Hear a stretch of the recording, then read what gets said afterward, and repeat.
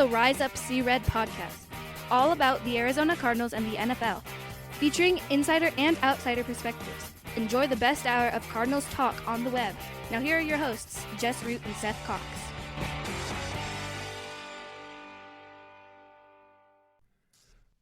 Hello, Arizona Cardinals fans, and welcome to the latest edition of the Rise Up See Red podcast. I'm your the best hour of Cardinals talk on the web. I'm your host, Jess Root from CardsWire.com, the USA Today NFL Wire site covering the Arizona Cardinals. And this is one of our 14 shows in 14 days, the opponent preview series, where we talk to most of the time, one of the managing editors of our sister sites for the Arizona Cardinals opponents.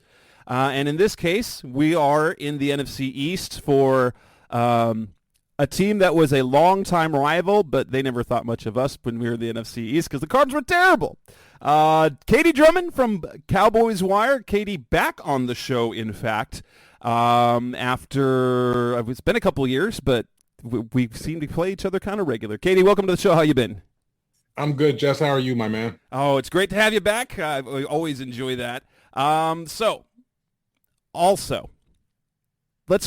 look at the Cowboys season last season. The NFC East, very, very competitive. Yes. Where the worst team was a 500 team essentially, but it was dominated ultimately by the Eagles. But the Cowboys were right there, 12-5, second place in the division. They beat the Tampa Bay Buccaneers, ending Tom Brady's career essentially.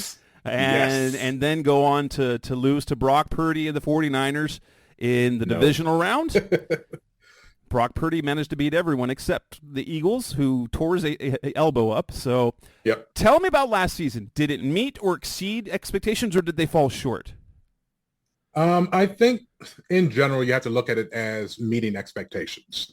They made it to the playoffs. They were on the road. I mean, nobody's defended the NFC East crown in 20-something years. So if you look at it from that perspective, the Cowboys weren't supposed to win the NFC East. But I think it was a shock for most people that Jalen Hurts played as well as he did, that Jonathan Gannon had an offense catered to Jalen Hurts' skill set the way that he did to allow them to excel. So that caught people by surprise.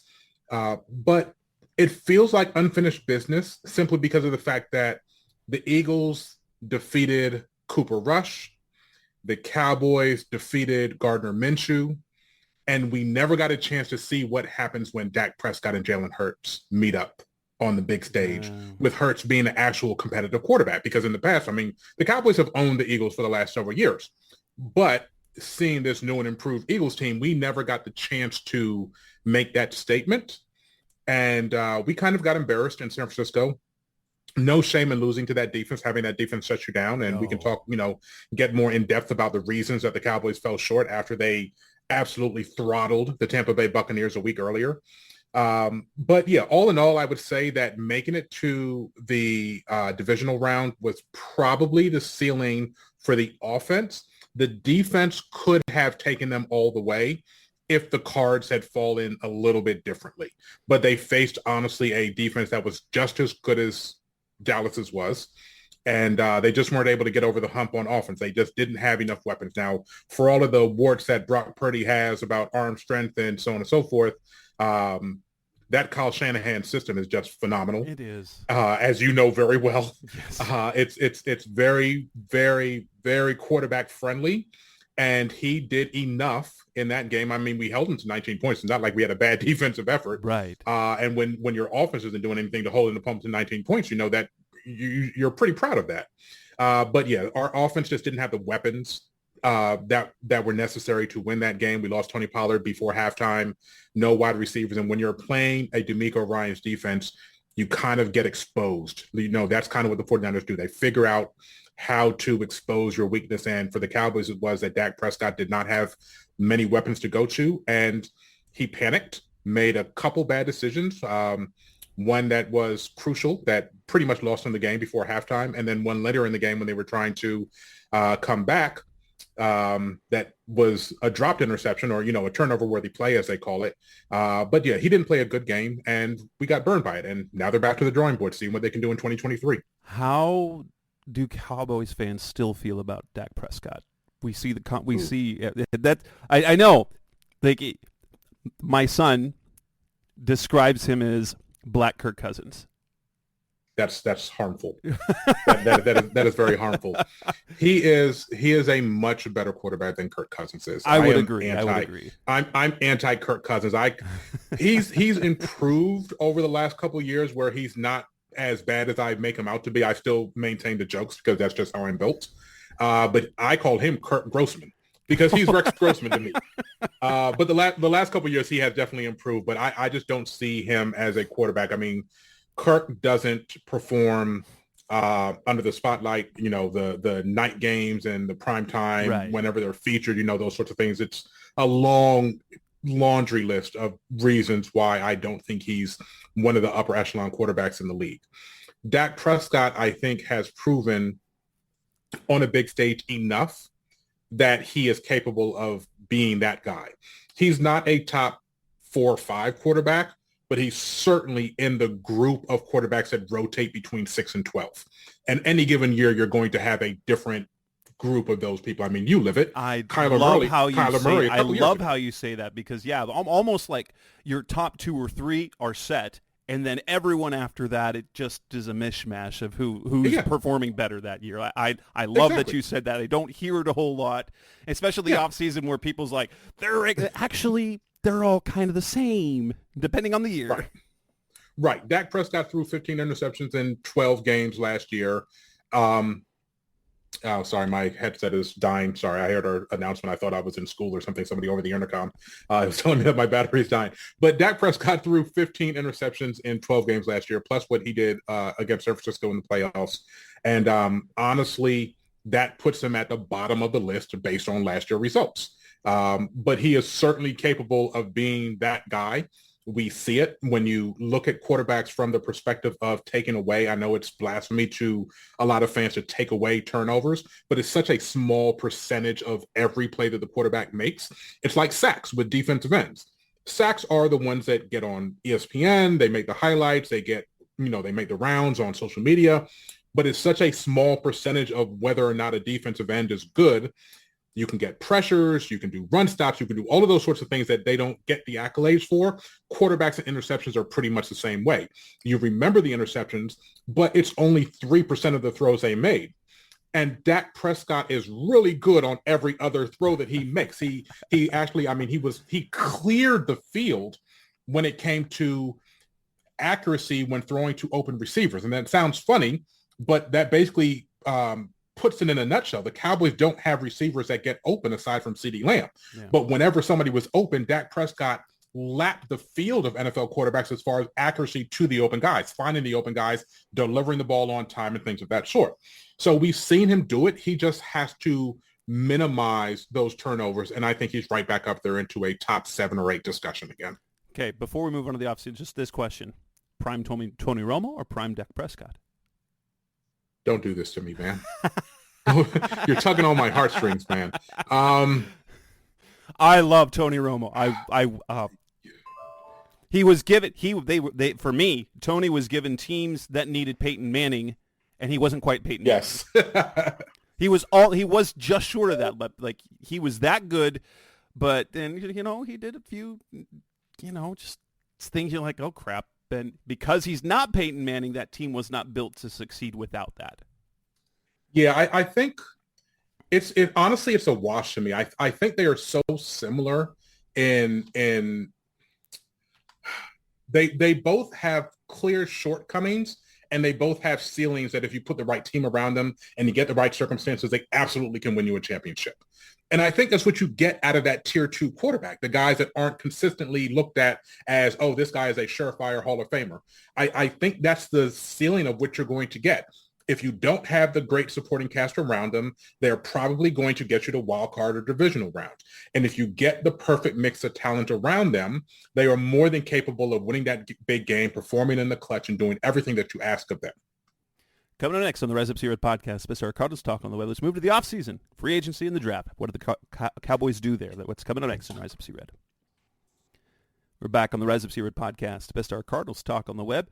Now moving on to the offseason moves. The free agency will start. Obviously, the two premier moves that we know that were made. One, goodbye Ezekiel Elliott, and franchising Tony Pollard, ultimately not coming up with a deal. But yeah, so starting with Elliott, how big a loss is that at this point in his career? I know that, as we saw once again, you pay a big-time running back, and then the wheels fall off. It happens almost every single time. But how rough was it? Will his loss impact Dallas that much? I don't think people are giving it enough credit, what Ezekiel Elliott did for the Cowboys. He was a clear leader. While Dak Prescott was kind of cutting his teeth in the league, Elliott was the face of the franchise.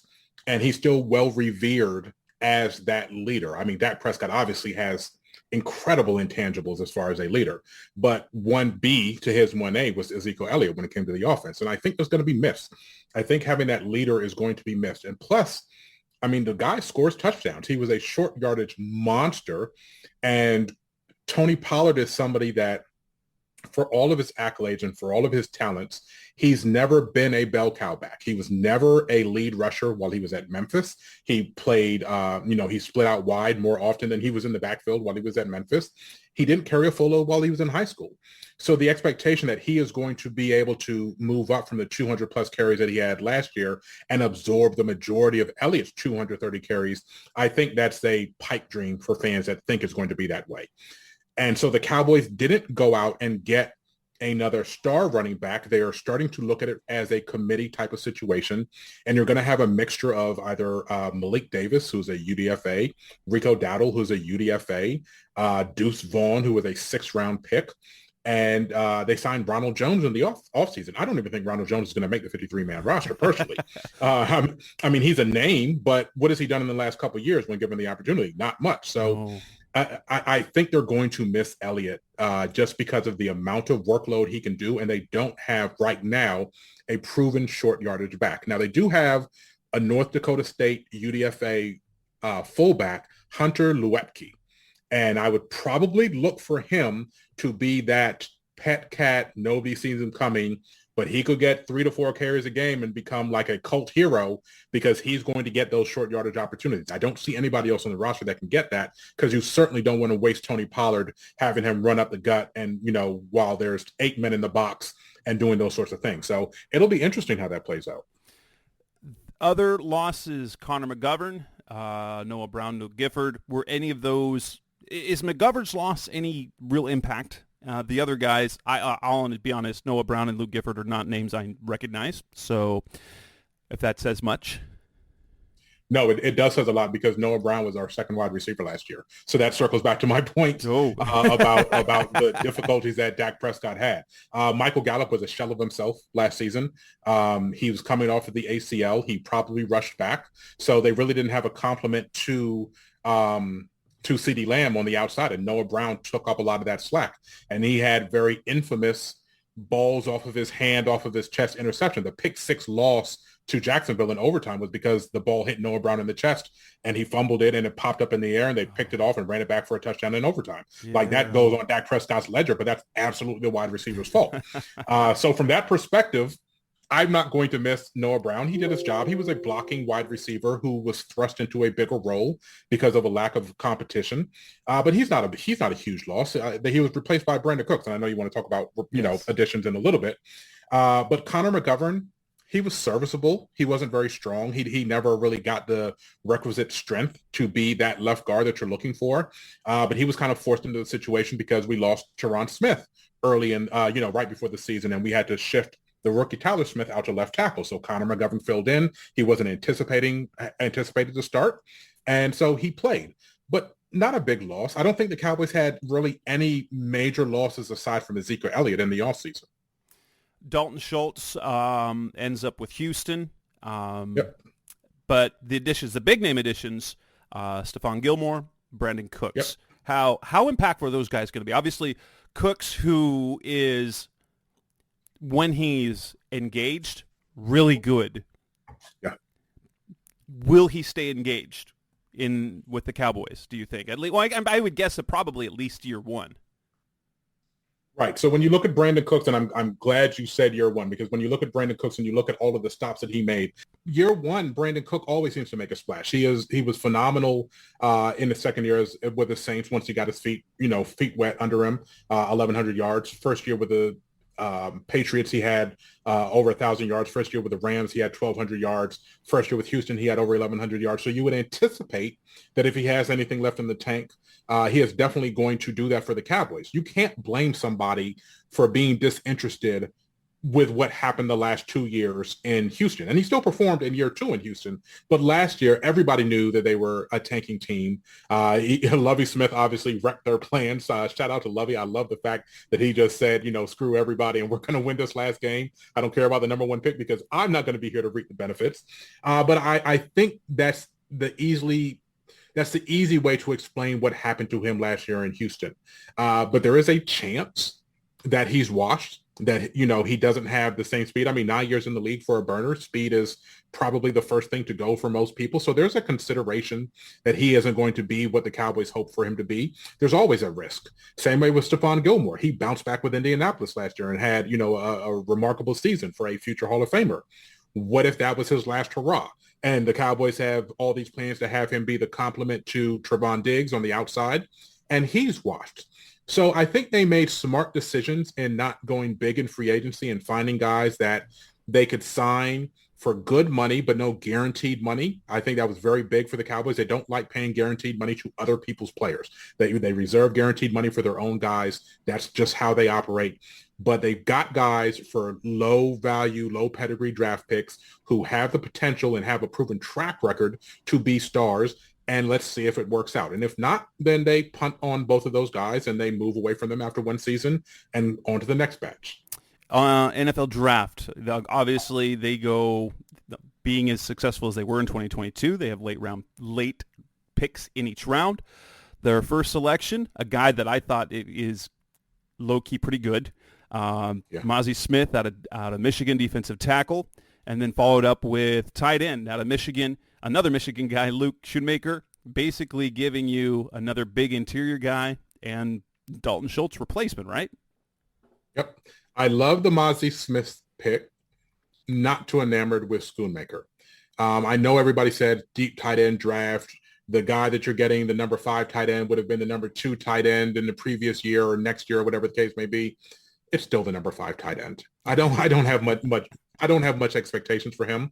I'm actually a lot more intrigued to see whether or not Jake Ferguson, who is Barry Alvarez's son-in-law or nephew or, third cousin twice removed, out of Wisconsin, I'm much more interested to see how he develops because I think they have something in him. And the Cowboys are going to do a lot of 2 tight end sets. They have another guy, Peyton Hendershot, out of Indiana. He got in some trouble, so he was undrafted, but he has a talent to be like a 3rd or 4th round pick. So I like the fact that they have a stable. And Dalton Schultz I said they didn't have any losses. Dalton Schultz was a loss. His production, his camaraderie, his vibes that he has with Dak Prescott will be missed. But he is not an uber athletic guy that does a lot after the catch. He got what was there, but he was very good at getting what's there in the offense. So the Cowboys will probably take a step back in their tight end production. But I don't look for Schoonmaker to be that guy in year 1, maybe year 2, but I don't know. He's injured. He showed up to off-season work in a walking boot. Like he has an injury history. He's just like, and they said it wasn't serious, but I mean, you're first day on the job and you're unable to do your job. So and you miss all the off-season reps, which is really difficult. Exactly. So, but I'm really excited about Smith because I think that anybody that Dan Quinn likes is aces with me. I mean, that guy is such a defensive line guru. If that's the guy that he was pounding the table for, I absolutely believe him when he says that he has untapped potential just with a couple technique tweaks in order to be a pass rusher, even at that mammoth size. So I'm very excited about that pick. From rounds 3 through 7, of those selections, who do you think has a chance to make some sort of impact this year, and who are the guys that are projects and or, bit pieces down the line? So the Cowboys, I really like Deuce Vaughn because he had such high production at Kansas State and he's so small. So you just root for a guy. He really looks like Darren Sproles revisited. And I mean, that's really high accolade that you can give to somebody that when you watch them, they remind you of Darren Sproles. We all know what kind of career he carved out in the league. There is a cornerback named Eric Scott Jr. who was taken on day 3. The Cowboys last year picked Deron Bland out of Fresno State in the 5th round, and he ended up having 5 interceptions leading the team. He came in halfway through the year when Jordan Lewis got injured, played the slot. Phenomenal pick. The way that they talked about Deron Bland as a first impression during offseason work is how they talked about Eric Scott. So while right now the cornerback room is very crowded for the Cowboys, that's kind of the pick that even if it doesn't happen this year, just because of lack of opportunity, Eric Scott is kind of the day 3 guy that I'm super excited about. There's also a UDFA, Isaiah Land. He is a linebacker out of Florida A&M. He's going to be the defensive end hybrid, kind of like what they had Michael Parsons doing originally before he moved more full-time DE. But he kind of has that magic to him, but smaller school, probably takes him a little while to get acclimated, but I have a lot of high hopes for him as well. Some of the receivers that Dallas picked up as UDFAs, it's weird that I'm talking about UDFA so much, but that's kind of what Dallas does. Tony Romo, UDFA, Cole Beasley, like they do UDFA very well. Miles Austin, UDFA, that's kind of what they do in Dallas. They find those guys. So I'm excited about them. I talked about Luepke earlier from North Dakota State. I really like the depth that Dallas got out of this draft class. And let's face it, with all of these contracts coming up, they're going to need these rookies and second-year guys to be integral in their development because the Cowboys are going to have to let people walk. They just have too many big-name people at big-name positions that are going to cost a lot of money. So some of these guys have to hit in order to keep the roster filled out. Coming up next on the Rise Up See Red podcast, Best of Cardinals talk of the web. We move on to look ahead to 2023. What is expected? What can the Cowboys do? That's coming up next on Rise Up See Red. We're back on the Rise of See Red podcast, Best of Cardinals talk of the web. The Cardinals face the Cowboys at home in Week 3. I have that marked off as a no-chance win, no-chance game mainly because I don't think Kyler's going to be back till at least Week 5. I think it'll be Week 5, Week 6. And if you're playing Colt McCoy against that defense and you're putting that defense up against that Cowboys offense, good luck. But aside from that, what are the expectations for the Cowboys this season? First and foremost, don't write off Colt McCoy against the Cowboys. Texas boy, loves to play them. You guys are at home, so he won't be able to perform in front of his home crowd. But we know very well not to underestimate a Colt McCoy team. Well, he's burned us before. At least this time, it's not Kyler at AT&T Stadium where he's literally never lost. We just have bad mojo when it comes to y'all quarterbacks. That's what it comes down to. So I appreciate your enthusiasm in saying that, it's a no chance, but I'm nervous about every game. And there's just something about the Cardinals. Like you said, they always feel disrespected against the Cowboys from, NFC East days back before, they tried to fix the alignment. I remember Jake Plummer, my guy. So yeah. I still have wounds from Cardinals games. Okay. But yeah, expectations for the Cowboys they're right there with the Eagles. I mean, if you're going to say that the Eagles are the favorites to repeat, I don't know how you don't look at it as being a three-headed monster between the Eagles, 49ers, and the Cowboys in the NFC. Right. Obviously, Aaron Rodgers is gone now. Detroit's an interesting team. Minnesota got handled in the playoffs by a faux Giants team. Like the Giants aren't good, and they got handled at home by the Giants. So I don't trust them.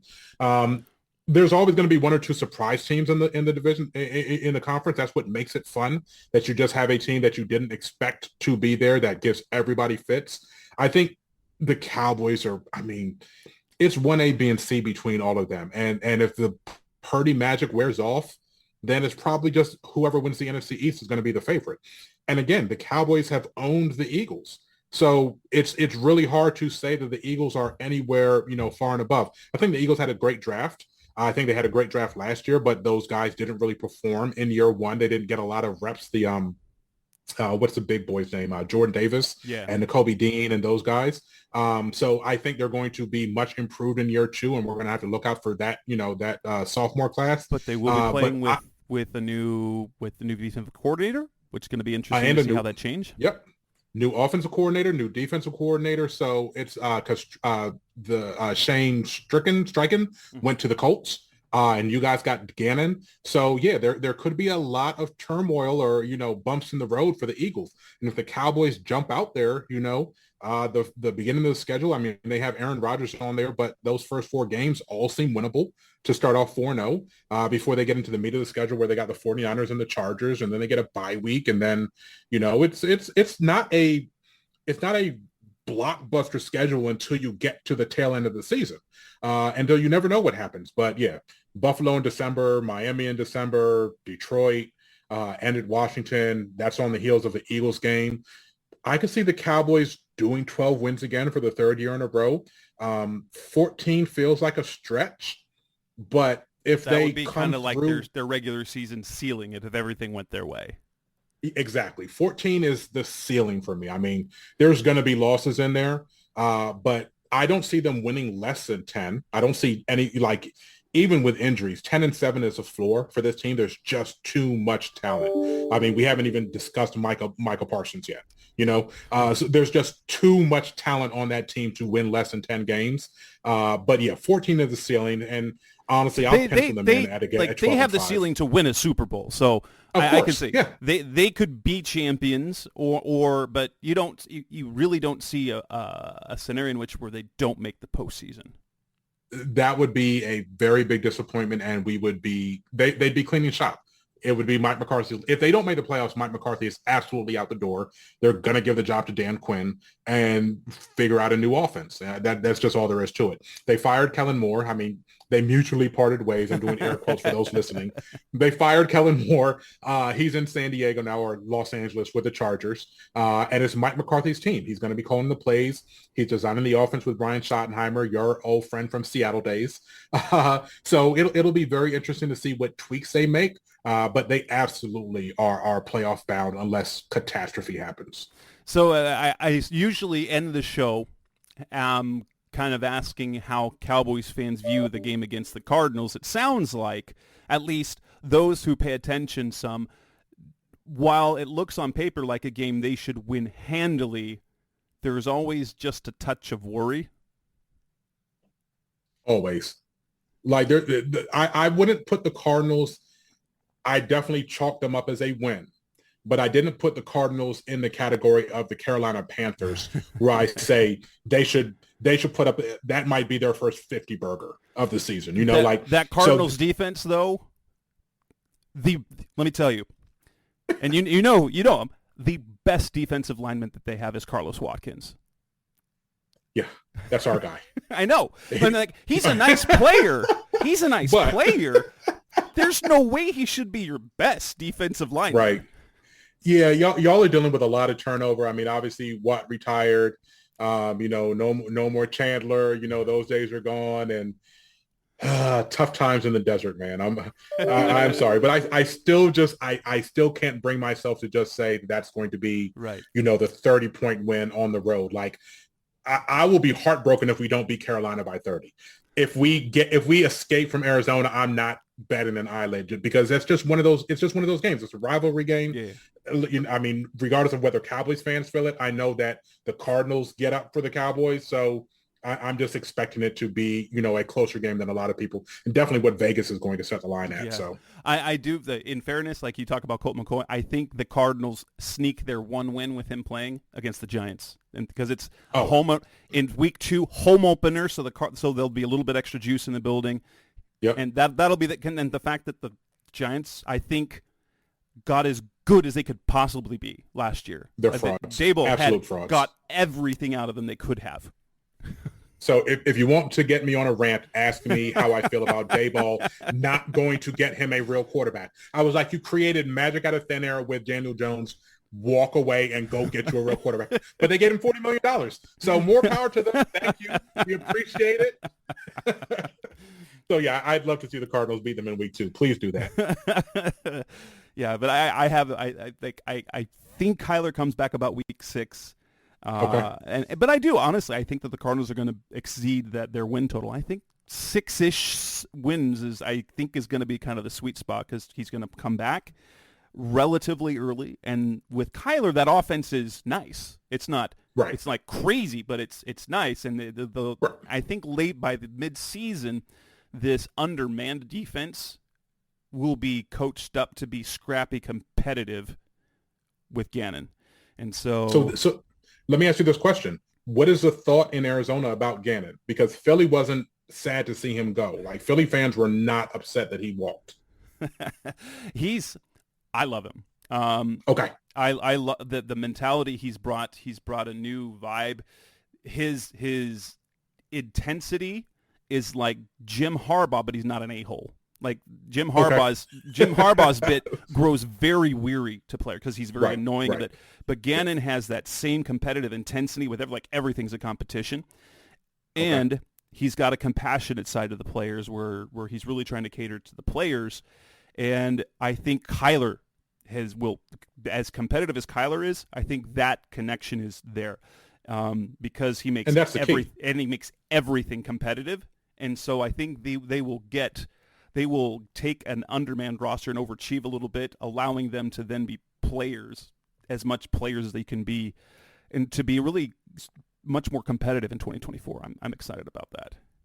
That'll be interesting because I think Kyler has so much talent. If he buys in with the coach, I think bounce back rather quickly. I think it's going to be great because I think some of his aloofness came from, I call it, he's not Kobe, but he has that type of mentality where if your intensity doesn't match his intensity, then he has nothing to do with you. Yep. Right. Yep. I can see it. I can definitely see that. So, KD, you're over at Cowboys Wire. What other stuff can my listeners find you at? So I took a little bit of a break on my podcast. I have Catch This Fade podcast. We were rocking on many platforms, Patreon for the last 3 years, but I've kind of taken a break. I will be bringing back the Catch This Fade podcast videos on YouTube for the season. So if you have time, we're going to start sometime during training camp and start to do regular episodes there. So if you're on YouTube, just do a search for Catch This Fade podcast with KD Drummond. You can find me there. I'm obviously on Twitter at KD Drummond NFL for as long as Elon Musk allows that thing to still exist. But I will be doing a lot of work on Spoutable. That is the new social media platform that I will be landing on once Twitter dies. So find me under the same Twitter, same handle, KD Drummond NFL. All right, man. Thank you so much for the time. That wraps up this edition of the Rise Up C-Red podcast, Best Our Cardinals talk on the web.